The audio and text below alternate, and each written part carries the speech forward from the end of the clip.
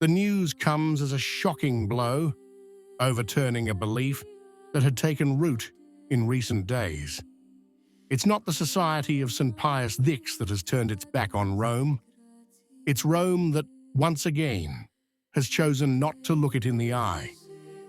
For weeks it had been repeated that the Society of St. Pius X had requested a direct meeting with the Pope to resolve the crisis opened by the announcement of the episcopal consecrations scheduled for July the 1st. A gesture interpreted by many as a final outstretched hand, a last-ditch effort to avoid a rift. But the facts now tell a different story. Pope Leo XIV will not receive the Superior General of the Society. In his place, the negotiation was entrusted to the prefect of the Dicastery for the Doctrine of the Faith, Cardinal Victor Manuel Fernández. And this is where the issue really exploded, because this is not a neutral choice, nor a purely technical one. It's a message, and the message is crystal clear. The doctrinal line contested by the Society is not being suspended, corrected, or put aside. It is being confirmed. Fernández is no ordinary official. He is the man who embodies, more than any other, continuity with the pontificate of Pope Francis. He is the guardian of a theology accused of ambiguity, of explosive documents, and of a pastoral approach that has divided the Catholic world like never before. The Society knows this, and it says so openly.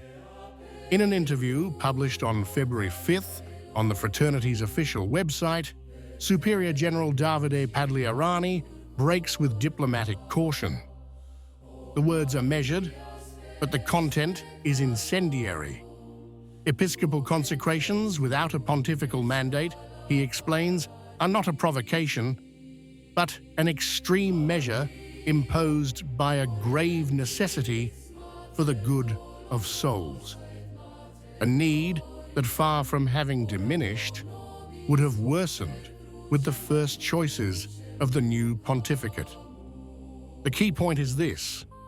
According to the Society, the trajectory initiated under Pope Francis has not only not been interrupted, but has been confirmed as irreversible. And not on the liturgical level, as is often simplified, but on the doctrinal and moral level. Here, the controversy becomes very fierce.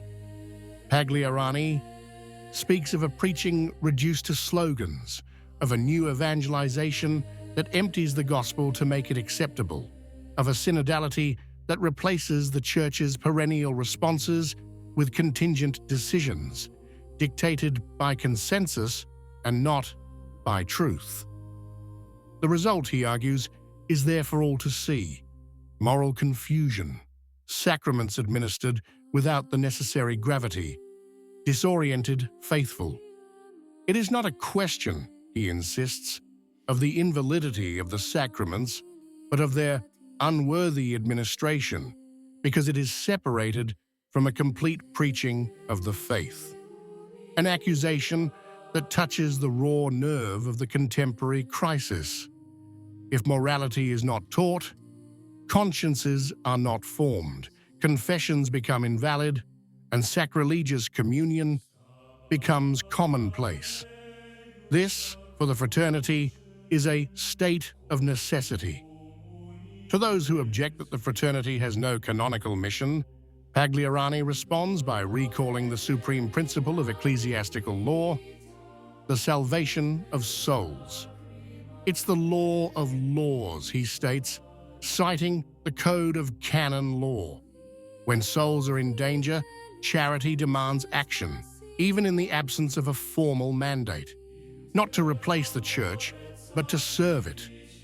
And this is where another element comes into play that makes the story explosive.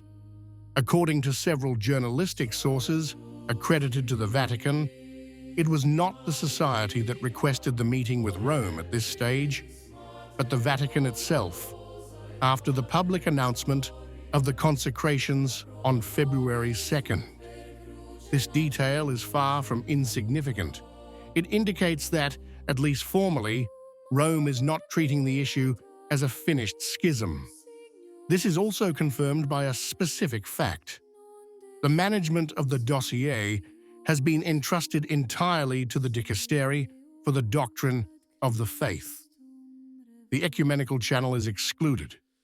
Cardinal Kurt Koch has made it clear he is not involved. This means only one thing. The problem is not considered an external rift, but a doctrinal issue within the Church. And it is precisely on this ground that the gap seems unbridgeable. Pagliarani cites as a prime example the Abu Dhabi Declaration, which states that the plurality of religions is desired by God. This statement, the Society defines as incompatible with the First Commandment and the Creed. Not a simple error, but a substantial breach of Catholic communion. A communion that, he recalls, is not founded on structures or procedures, but on the faith professed in its entirety. In this context, the support expressed by Bishop Joseph Strickland takes on particular weight. In a public letter, Strickland speaks openly of apostolic continuity, the responsibility of authority, and a principle that sounds like a judgment. When authority is silent on essential issues, the silence itself becomes a decision. It's a phrase that resonates powerfully in the current debate, because while the Society is accused of defying Rome, other ecclesial figures, openly at odds with traditional teaching, continue to be tolerated, if not celebrated. It is the double standard denounced by many: suspicion towards those who ask for continuity, indulgence towards those who promote ruptures. James Martin's public statements should be read in this light. Martin directly attributed to Leo XIV the desire to continue Francis's pastoral agenda of inclusion and synodality. No denial has come from Rome, no distancing. For many observers, this silence is worth more than 1,000 press releases. The emerging picture is that of a pre-written sequence. Meetings in Rome unlikely to lead to a breakthrough, episcopal consecrations in the summer, and polarized media reactions.